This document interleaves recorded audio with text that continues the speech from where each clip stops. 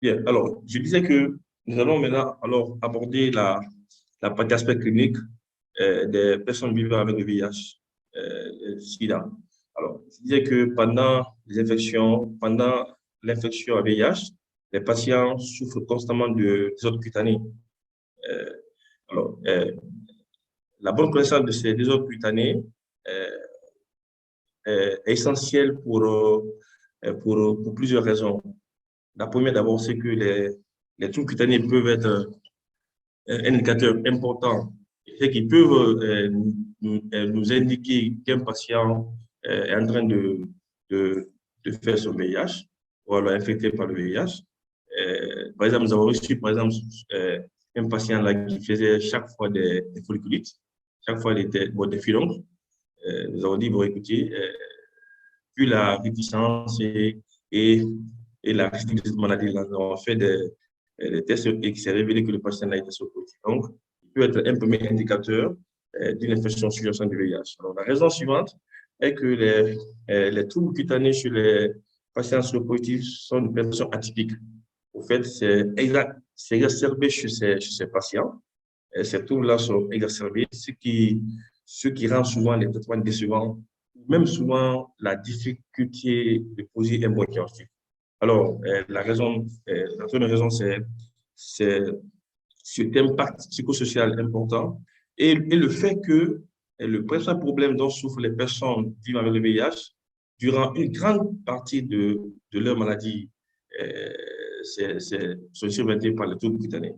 Donc, voici quelques raisons qui, qui démontrent qu'il faut une bonne connaissance de ces désordres cutanés pour une meilleure prise en charge des patients et des patients vivant avec le VIH. Alors, avant l'avènement de la thérapie antirétrovirale hautement active, les manifestations dermatologiques, les désordres cutanés étaient très importantes chez les patients vivant avec le VIH. Cependant, l'avènement de cette thérapie a eu des effets positifs chez les patients vivant avec le VIH. Parce que, un, il y a eu d'abord la suivi a été accrue, l'immunité a été restaurée, et en plus, il y a eu aussi une diminution considérable de la survenue des cutanés. Mais ce n'est pas il y a une position qu'elle m'a apportée. Pourquoi? Parce que lorsqu'on initie un traitement antirétroviral chez un patient infecté par le VIH, cette initiation peut entraîner un syndrome inflammatoire de réponse immunitaire et qui peut souvent se manifester par des troubles de pathologie. Donc, il n'est pas dit forcément que les pathologies ne sont plus là. Elles sont toujours, ces troubles-là sont toujours constants, mais c'est que il y a quand même une diminution de la survenue, une diminution de la fréquence de ces maladies. En plus, la peau joue un rôle important dans, dans, dans, dans, dans, dans l'infection à VIH. Alors, les patients, le plus souvent, la plupart des manifestations dermatologiques chez les patients vivant avec le VIH se manifestent le plus souvent lorsque le CD4 est en dessous de 100. Mais bon, il n'est pas dit qu'avant 200, on ne peut pas voir ces troubles. Alors, ces troubles cutanés qui interviennent chez un patient VIH à stade avancé, avec aussi une fonction immunitaire affaiblie, je divise à quatre grandes catégories. Il y a des infections, les troubles inflammatoires, les troubles papillo-squameux et les néoplasmes. Alors, chez les enfants, il y a il y a plus d'infections bactériennes qui surviennent que chez les adultes. Et chez les enfants, c'est l'infection bactérienne qui est plus souvent prédominante, tandis que chez les adultes, c'est le sarcome de Kaposi, c'est le trouble papillo-squameux qui surviennent le plus souvent rapidement. Alors, c'est un trouble cutané effectivement, sont associés à différentes phases de la maladie, comme je viens de le dire. Alors, chez les patients avec un CD4 bien conservé, supérieur à 500, il y a, comme exemple, ça c'est la phase asymptomatique de la maladie. Il y a par exemple l'herpès qui peut survenir, le virus génital, et voilà, la zone peut survenir. Alors, la phase symptomatique qui est entre 200 et 500, là, c'est la diabète sérolytique, l'hydrose, psoriasis exacerbée et puis le crasie oral, la caldose.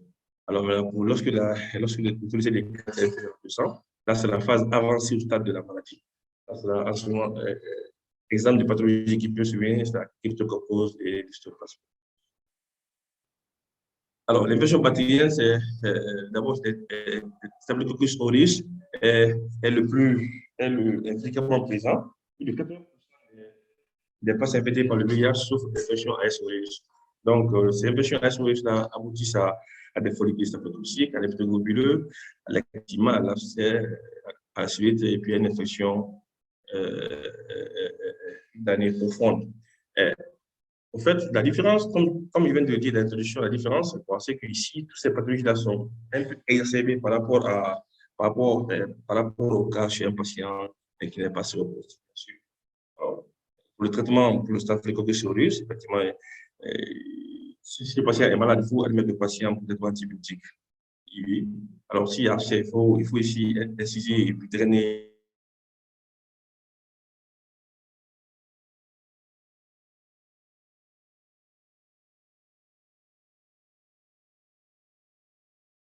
et puis aussi la rifampicine.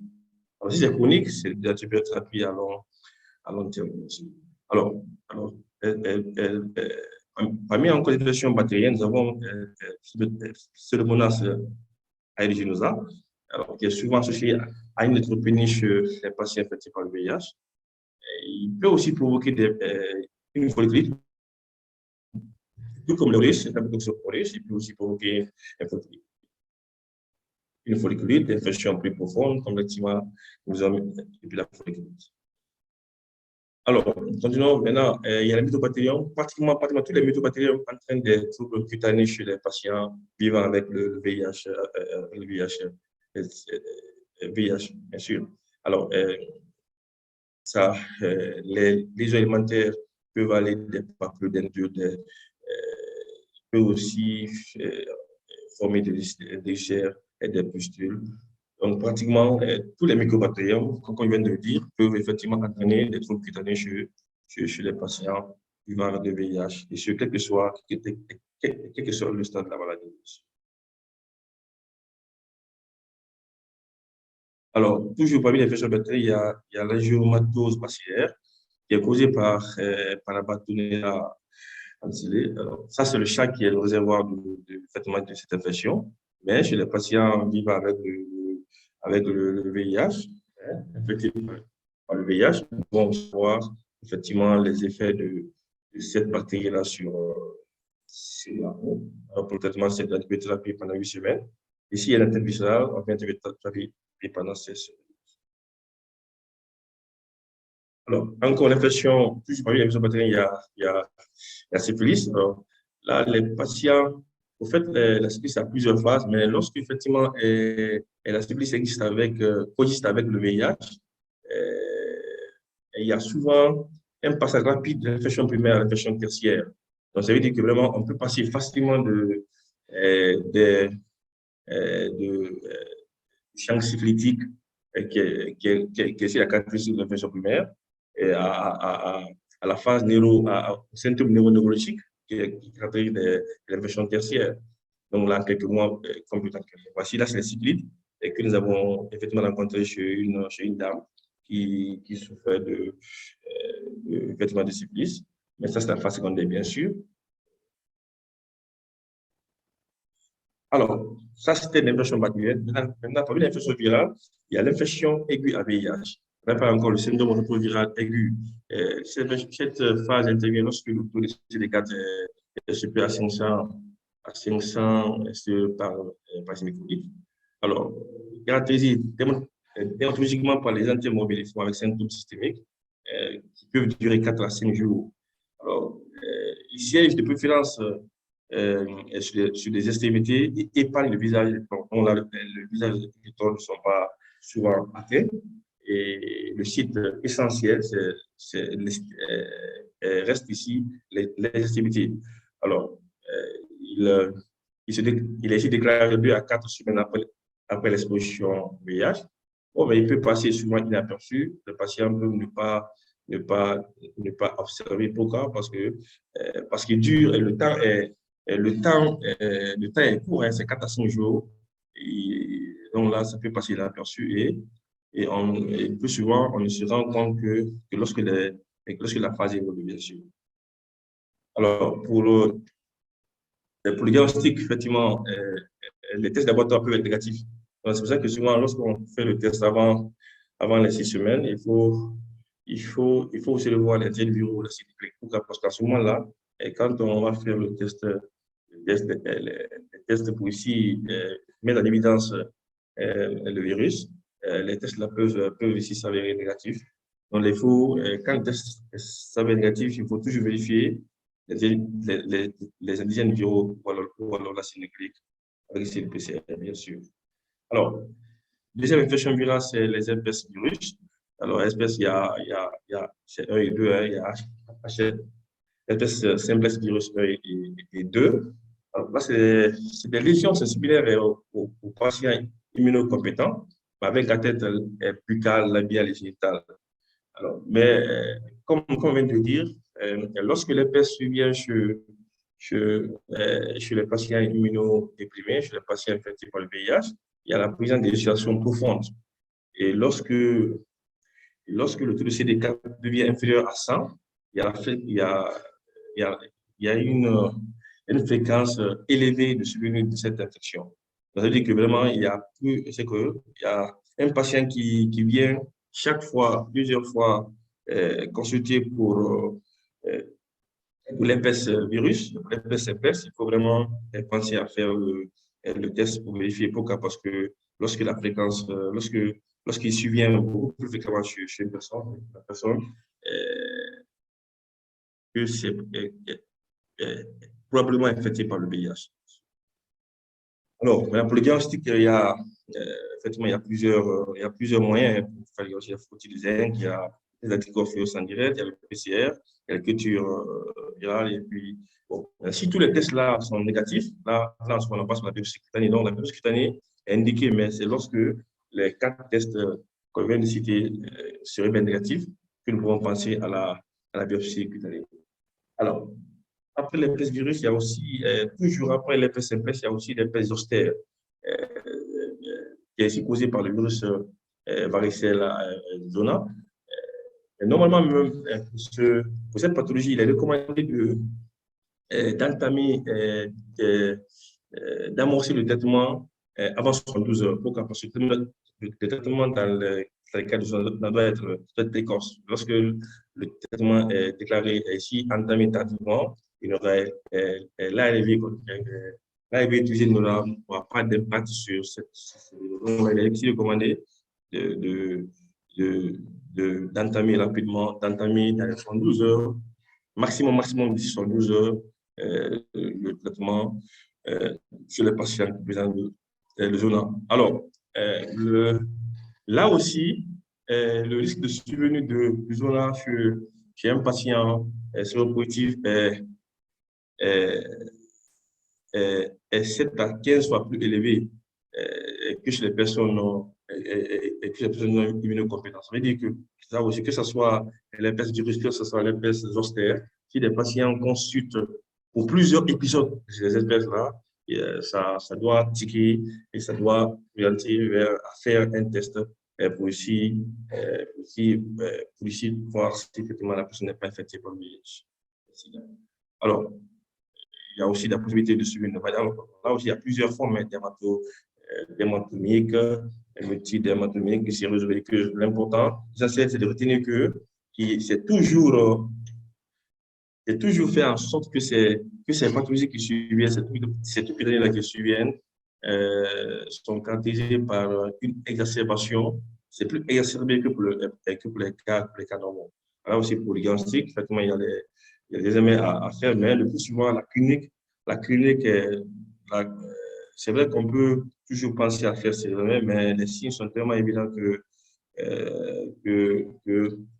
la clinique peut suffire à poser un diagnostic chez les personnes immunocompétentes. Mais comme maintenant chez les personnes infectées par le VIH, ces signes sont réservés, donc ça nous amène toujours à faire des tests pour confirmer notre diagnostic. Donc, c'est la préparation des angles, c'est la culture virale, c'est des anticorps.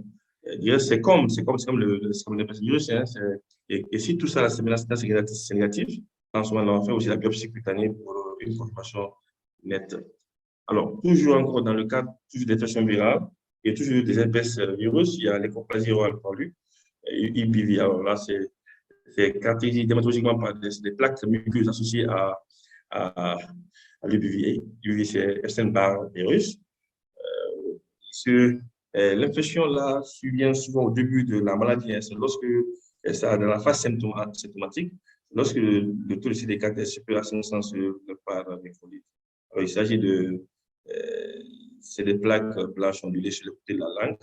Et ces lésions peuvent aussi survenir ailleurs sur la muqueuse buccale.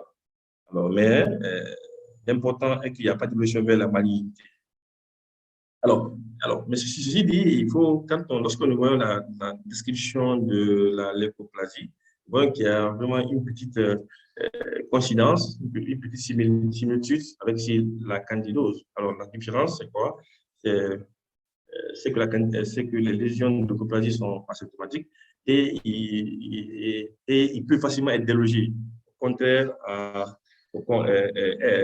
différemment de ceux des lésions de candidose ne peuvent pas être enlevées, mais les lésions de léproplasie peuvent effectivement les enlever par simple grattage. Donc, c'est même le plus souvent, c'est même par, c'est même souvent par cette méthode-là que nous posons le diagnostic. Lorsque effectivement il y a cette description-là, nous essayons de voir si nous pouvons, si ces lésions-là peuvent être arrachées, peuvent être enlevées. À ce moment-là, c'est de léproplasie. Dans le cas échéant, il reste, ce sont des candidoses.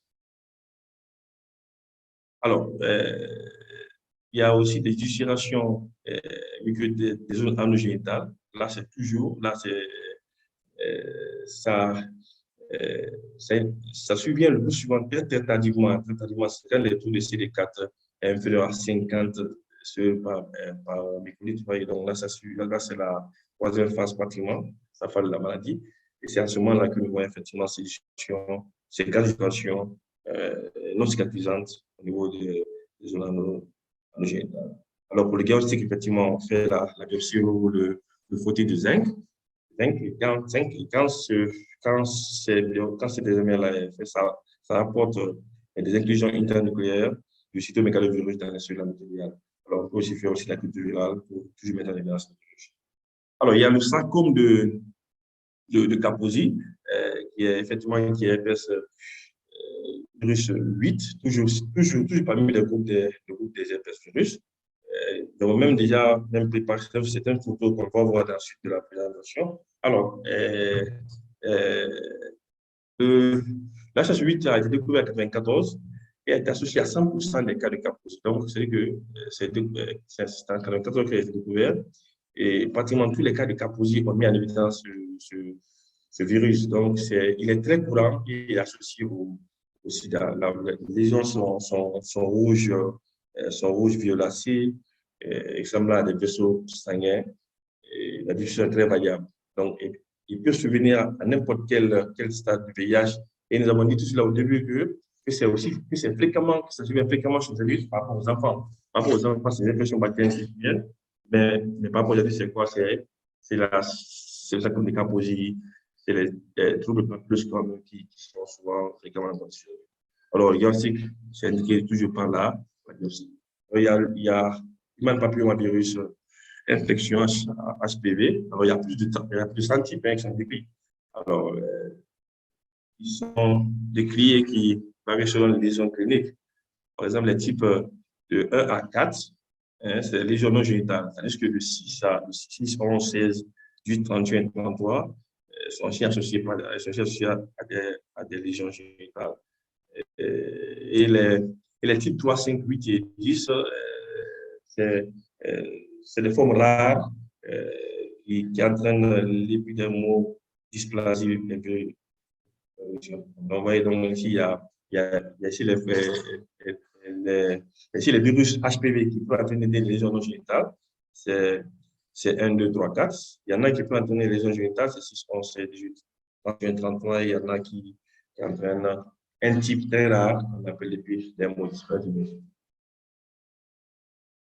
Toujours au niveau de l'human papillomavirus infection, chez les patients séropositifs, plusieurs virus vulgaires ou des grands virus peuvent survenir. Là, le diagnostic se fait par biopsie. Et la lésion se prend sous forme de plaquettes utiles et qui aussi c'est les frottis, les tests à l'écho, la cétrovite, l'oscopie et puis aussi la biopsie. Alors, il y a aussi le monoscome géant, ça c'est causé par le virus, comme nous savions. Nous savions déjà que le monoscome survient le plus souvent chez les enfants, c'est souvent rencontré, mais lorsque effectivement ça survient chez un adulte, et surtout quand ça résiste au traitement et que ça survient le plus souvent de façon fréquente, il faut penser à faire le test au patient. Ici, même dans le cas du VIH, on verra que c'est des lésions compliquées comme traitement, mais la différence est que là, ils forment ici des plaques qui coalescent, des plaques coalescentes et qui sont plus larges. Alors, les zones les plus touchées, c'est quoi? C'est le visage, le cou et les zones interstices.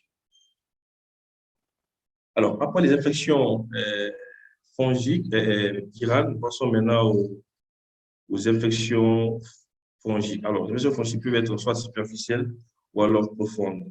L'infection superficielle, parmi ceux-là, il y a les candidoses, il y a le dermatophytose, il y a le la différence, comme vous pouvez le dire, c'est tout simplement le simple fait que ces lésions sont plus exacerbées chez les patients qui font le VIH.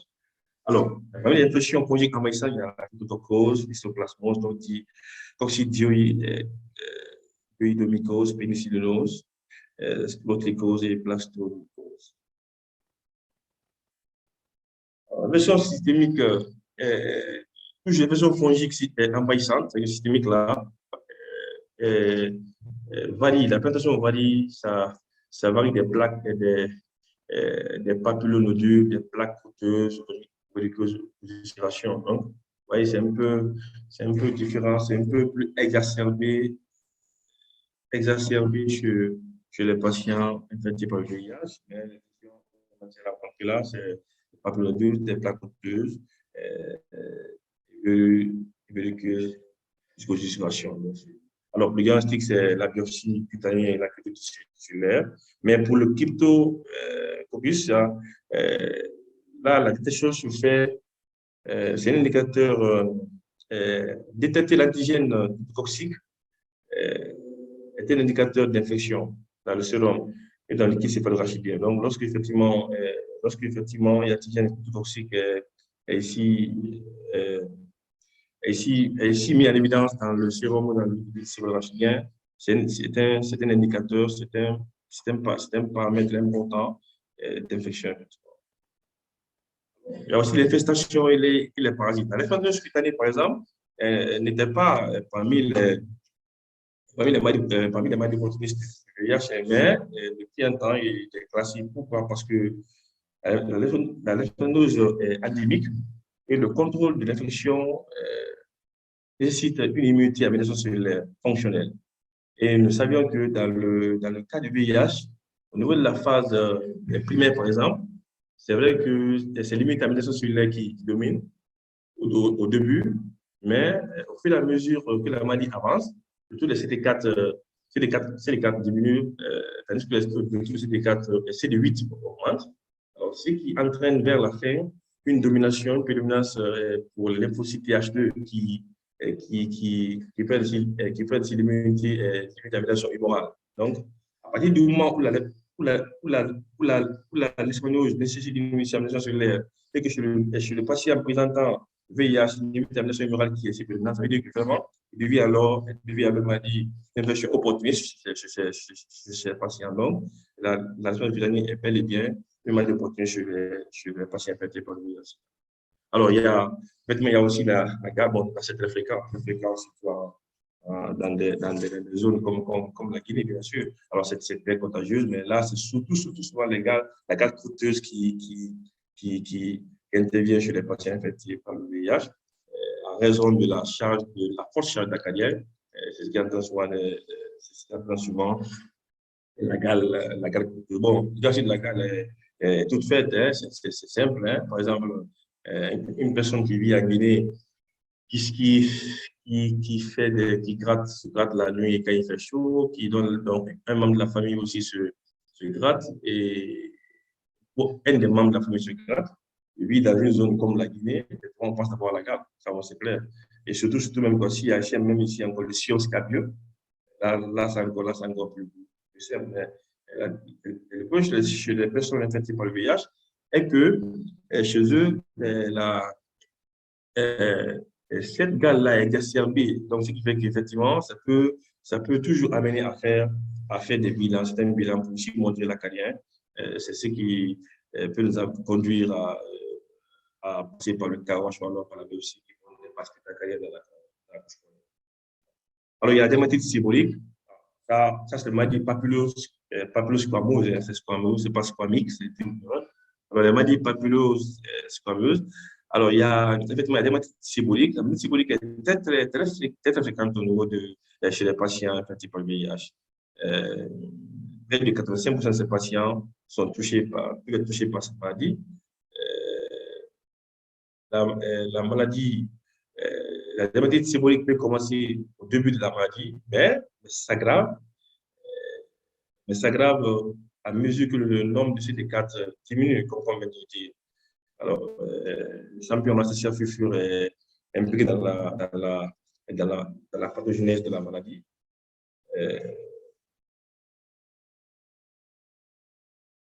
Impliqué dans la pathogénèse de la maladie. Et comme je viens de dire, c'est vraiment très fréquent chez les personnes ayant le VIH. Nous le comptons même souvent lorsque nous recevons des patients avec la dermatite séborrhéique.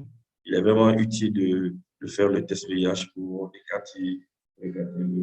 écarter au moins le VIH.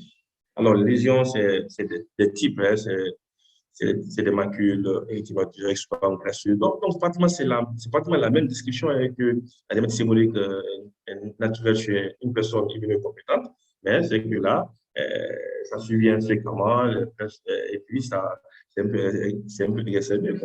Alors, la diagnostic est posée cliniquement, mais elle peut aussi présenter des neutrophiles, le plus souvent avec la dermatite séborrhéique.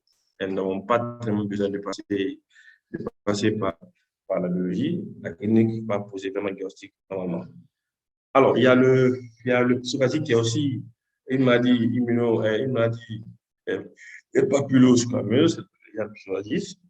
Alors, c'est plus sévère et impacté sur le patient VIH. Pourquoi? Parce que c'est à cause de cette prédominance de TH2 chez le patient VIH. Vous savez, là, comme vient de dire, au début, c'est le TH1 qui domine, mais vers la fin de la maladie, c'est le TH2 qui domine. Donc, ce qui fait que, à cause de cette dominance de TH2, ce qui fait qu'effectivement, le psoriasis est exacerbé chez ces patients. Alors, il y a aussi une augmentation de l'incidence du rhumatisme psoriasique, le diagnostic clinique et puis peut aussi être aussi effectué.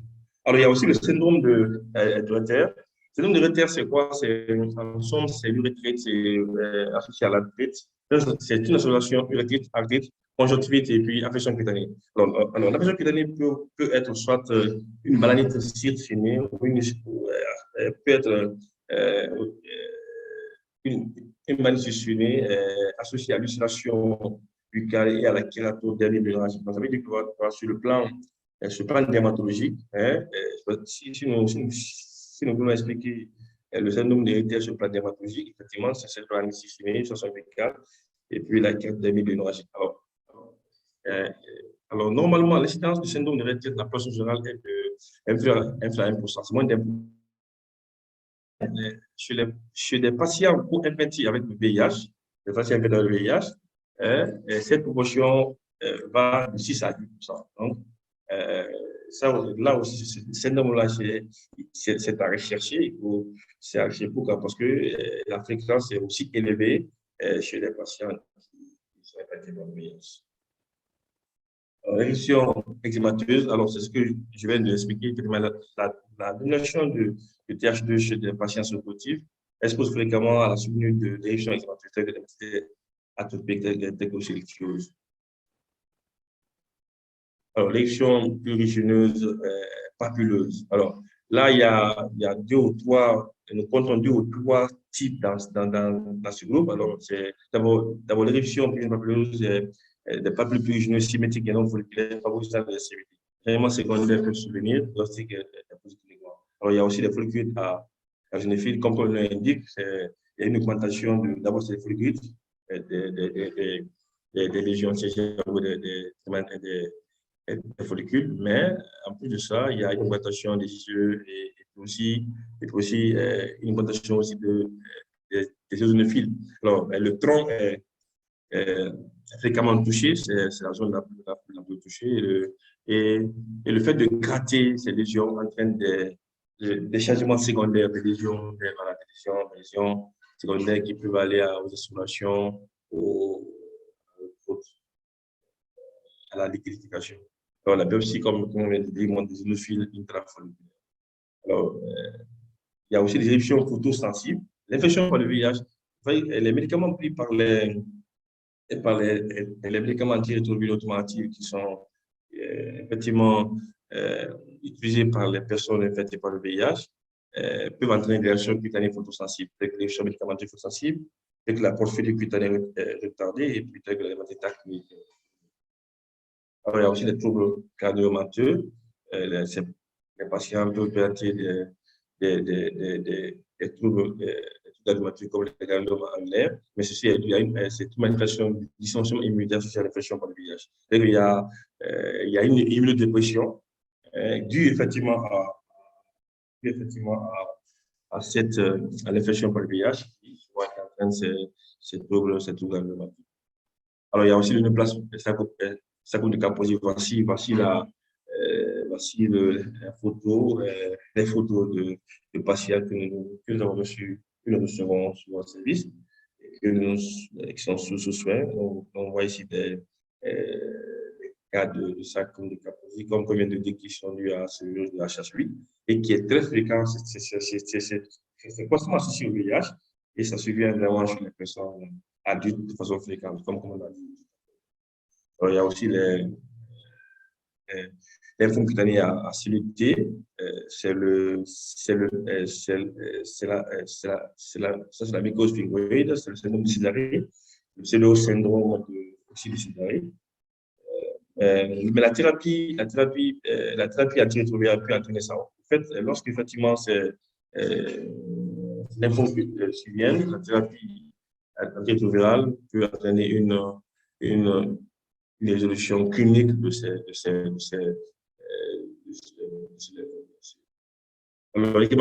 l'action médicamenteuse, comme je viens de le dire, l'action concerne les antibiotiques et les médicaments antirétroviraux. Alors, en conclusion, nous recommandons pour de meilleures pratiques. D'abord, il faut d'abord garder la syphilis dans le diagnostic différentiel pour de nombreuses affections cutanées. Pourquoi? Parce que la syphilis est le grand imitateur. Il imite plusieurs autres troubles cutanés, plusieurs autres pathologies cutanées. Donc là, il est utile de regarder parmi les diagnostics différentiels des pathologies, des affections cutanées lorsque nous recevons des patients. Alors, il faut toujours prendre aussi une historique sexuelle, une historique des médicaments utilisés chez les patients. C'est très important. Et il faut toujours envisager le VIH lorsque l'infection est pire que prévu. Comme on vient de dire, et dans tous les cas d'IST, il est recommandé de faire toujours le test par rapport au VIH pour vraiment éliminer le VIH. Et dans tous les cas où tout ce qui est là est pire que prévu, il faut vraiment aussi penser au VIH et faire le test. Penser veut dire quoi? Il faut faire le test. Il ne faut pas dire notre patient. Alors, enfin, il faut aussi aménager le sarcome de Kaposi avec une vraie prescription chez une personne séropositive. Parce que lorsqu'une une personne séropositive a des régions, il faut toujours aménager le sarcome de Kaposi et prendre des mesures concernant cela. Alors, merci. Je pense que c'était ce que je. Merci beaucoup, beaucoup, beaucoup pour cet aperçu des dermatoses. Voilà, des dermatoses associées au VIH. Voilà, c'est des dermatoses qui reprennent toute la dermatologie. Donc, quand on voit les manifestations cutanées liées au VIH et au SIDA, on revise un peu la dermatologie. Voilà. Moi, si je veux ajouter, enfin pas ajouter, Vous avez dit à la fin, au début même, quand vous avez montré la syphilis. Pour moi, la syphilis, c'est l'une des IST qui pourrait, tout dépend des populations clés, mais par exemple au Liban, quand on a quelqu'un qui est diagnostiqué avec le VIH, le premier diagnostic à éliminer chez lui aussi, c'est la syphilis à cause des co-infections, surtout dans les populations clés, les hommes qui font les pratiques sexuelles avec des hommes, les HSH surtout, et bien d'autres aussi. Voilà aussi la syphilis, c'est comme le VIH, ça révise un peu la dermatologie. Merci beaucoup pour cet aperçu. C'est vraiment, ça combine presque pas mal de chapitres en dermato. Effectivement, oui, oui. Voilà, seulement que la différence, c'est cette exacerbation, quoi. C'est que c'est pire, ces dermatoses-là sont pires que prévu. Et c'est quand même important. C'est ça surtout, ce qui pose des problèmes parce qu'il y a soit des traitements. Et nous recevons, même si les images qu'on a utilisées dans cette présentation, c'est les images du patient que nous avons reçues et que nous avons par suite de réception. Vous savez, il y a des cas compliqués. Il y a des patients, par exemple, qui acceptent leur situation, qui acceptent, qui veulent suivre le traitement. Il y en a qui n'acceptent pas. Et j'ai reçu un jeune, il était venu pour un cas de syphilis, il avait des syphilites au niveau des paumes et des plats. Il devait faire le test, il avait des positifs. Alors, il est venu, je l'ai dit, mais il ne pouvait pas accepter. Je l'ai dit qu'il faut qu'il soit mis sous traitement, mais il n'a pas voulu comprendre. Il a dit, bon, d'accord, mais il a fui. Après, il est parti utiliser les produits traditionnels. Donc, pour lui, c'est fini. Pour lui, c'était fini. Mais c'est le même patient qui est encore revenu me voir pour un cas de zona. Le journal que j'ai montré là sur la figure, c'est encore le même patient là qui est venu me voir par rapport au journal. Donc, toujours, il est là, il faut qu'il suive le traitement. En fait, déjà, vous avez déjà dit tout ici au début, quoi, hein. Lorsque le traitement, quand vous suivez le traitement et vous faites en sorte que la charge virale soit nulle. Et en ce cas, vous avez vraiment sauvé. Mais si vous refusez de suivre le traitement, c'est vraiment compliqué. Donc, c'est ça, en fait, le problème qui est là. Les gens, difficilement, ils acceptent leur statut et c'est compliqué. Et pourtant, il faut, il faut l'accepter. Ouais. Oui, surtout pour le traitement, parce que ça sauve les vies. Donc, une personne qui vit avec le VIH, qui a son traitement, qui devient indétectable, va avoir toutes les chances d'avoir une espérance de vie exactement comme une personne qui ne vit pas avec le VIH. Et sans traitement, le pronostic est connu. Donc, il y a l'immunodépression et toutes les conséquences, parce que l'immunodépression, c'est un seul mot, mais les conséquences, c'est des chapitres et des chapitres de médecine. Donc, c'est les surinfections, c'est des surinfections en plus causées par des pathogènes rares comme la leishmaniose, la tuberculose, les cryptos, tout ça. Et il y a aussi le risque de cancer qui est plus élevé, donc, ou de cancer avec S, parce que s'il est tabagique aussi, s'il a une hépatite B ou C aussi. Donc voilà, ça c'est deux cancers poumon, foie, avec donc le terrain devient tellement vulnérable et c'est triste qu'en 2021, il y a toujours des gens qui ne savent pas qu'ils doivent prendre le traitement. Parce que c'est la seule chose. Donc, quand ils prennent le traitement, ça devient une maladie chronique, exactement comme le diabète, les dyslipidémies, tout ça, les dysthyroïdies, tout ça. Et quand ils ne prennent pas le traitement, c'est complètement l'opposé. C'est l'immunodépression, c'est toutes les conséquences de l'immunodépression. Non, c'est cela. C'est cela. Et moi, je suis vraiment content qu'on puisse faire ce webinaire. Comme vous l'avez fait après, m'envoyer l'instrument. Ils vont arranger tout. On va mettre ça sur ce truc. Là, il y a une question, hein. Il y a quelqu'un qui veut poser une question là. On peut l'écouter? Oui, sûrement. Ok, oui. Bonsoir, docteur. Bon, je ne sais pas si je me fais entendre. Vous entendez? Oui, on entend, oui. On Mais t'entend. pas tellement, mais oui. D'accord. Déjà, je vous remercie pour la présentation. On a vraiment appris beaucoup de choses concernant déjà l'épidémiologie. On a vraiment vu un peu l'évolution de l'infection à VIH dans le monde depuis 2000 jusqu'à 2021. Docteur Ismaël a présenté une courbe au niveau de laquelle on a vu une régression on va dire, l'incidence de l'infection à VIH depuis 2000 à 2020. j'aimerais savoir s'il n'y a pas de facteurs qui ont peut-être erroné les calculs qui ont été faits au cours de cette étude. Peut-être dans certains endroits où il y a un manque de prise en charge diagnostique.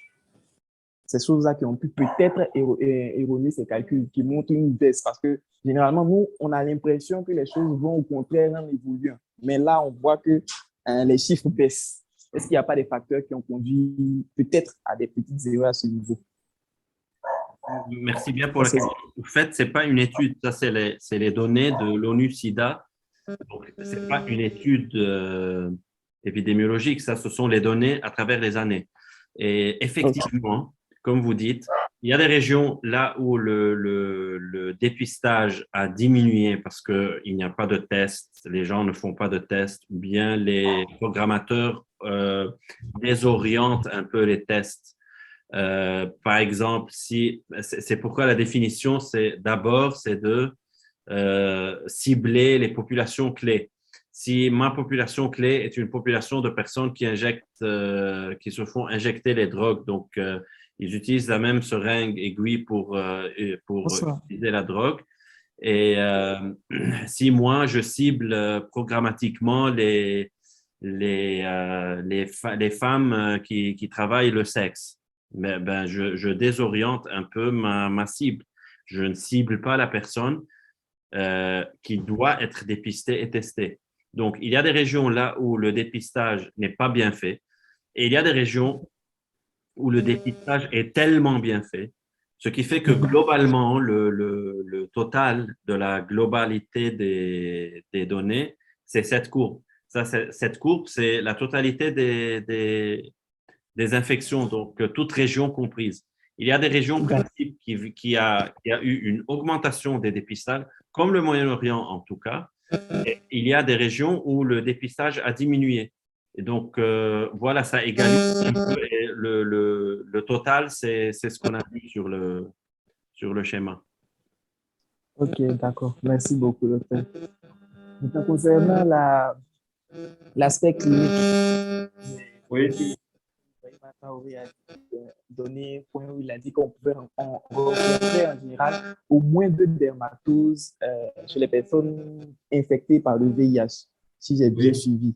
Donc, ce qui veut dire que à l'heure où nous sommes, nous devons donc faire très attention. Je suppose que si aujourd'hui, moi je rentre en contact ou je consulte un patient qui a au moins, ou bien qui a 2 infections cutanées ou plus, je peux déjà penser à, bon, on va dire quoi, en disant de présomption, présumer qu'il est susceptible ou qu'il a peut-être eu le VIH.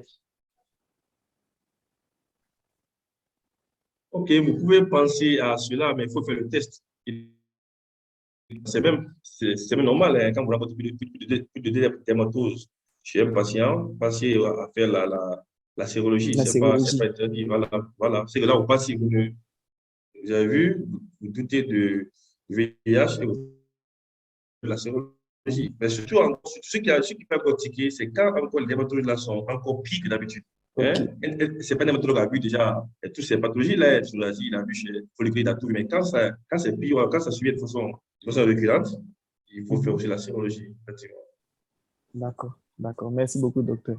Vraiment, les présentations ont vraiment été édifiantes. On a vraiment appris beaucoup. Et comme le docteur Ismaël a dit, vraiment, c'était vraiment une grande révision de dermatologie. Merci beaucoup pour vos différentes Et présentations. je propose à Ismaël de s'associer. On peut quand même faire quelque chose par rapport à la vénérologie, hein, juste vénérologie. Vénérologie, on peut juste écrire, alors former un groupe de trucs où on peut publier chaque fois les choses dedans. Ça va être quand même intéressant. Parce que je ne vais justement pas, il y a des problèmes de prise en charge de pathologies ici. Ici. Les gens ils ne se forment pas, ils font la routine. Ouais, non, ils ne connaissent pas les traitements mieux là qu'on appelle déjà. Moi, je crois qu'on peut quand même essayer de réfléchir. On forme, mais à un moment, on crée, je ne sais pas, mais réfléchissons, mettons ça sur place parce qu'il y a déjà quelqu'un qui veut le savoir. Je te dis, ben, il y a même des collègues, il y a des collègues internationaux qui m'ont demandé de la vidéo. Ils disent qu'à l'heure là, ils ne seront pas là, que mes envoyer la vidéo, on pas celui là. Quand on va finir de couper tout ça, là, je vais envoyer la vidéo d'argent. Donc, je te dis que vraiment que c'est vraiment intéressant si on le fait ça comme mieux. Oui, et surtout si si l'épidémiologie a besoin de plus de connaissances, partant, mais il faut juste organiser ça. On va faire des webinaires comme aujourd'hui. D'accord, il n'y a pas de problème. On va essayer de voir pour la pédagogie. Hein. Voilà, on va prendre chaque thème, on le fait chaque fois. Je pense que ce serait bien. Et en faisant même, on peut même avoir des sponsors, ça va être vraiment bien. Moi, je pense qu'il faut le faire. Il faut le faire. Pourquoi? Parce que, vous savez, que les maladies virales peuvent entraîner des conséquences très, très néfastes chez les patients quand ce n'est pas bien traité. D'abord, c'est la porte d'entrée du VIH. Et pire, ça peut conduire très loin. Ouais. Donc, je pense que vraiment, moi, on va y réfléchir, mais il faut d'abord te remercier parce que là, tu es fatigué, tu viens de rentrer du boulot. Tu es encore mis au service toujours pour donner, c'est vraiment bien. Moi, je te félicite et je te remercie. Et de là, effectivement, nous allons réfléchir, contacter. Il y a même des cas qu'on a sous la main actuellement, et qu'on pourra aussi écrire par rapport à ça dans la littérature. Toujours contribuer à la santé de la communauté. Oui, sûrement, sûrement. Moi, je suis toujours au service.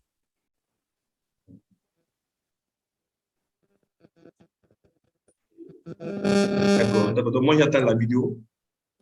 D'accord, je vais, enfin, La vidéo, après, j'ai envoyé à Kai, il va le couper, il va coller tout. Après ça, maintenant, je te ramène, tu vérifies avant qu'on publie. C'est bon? d'accord, c'est bon. Ça marche.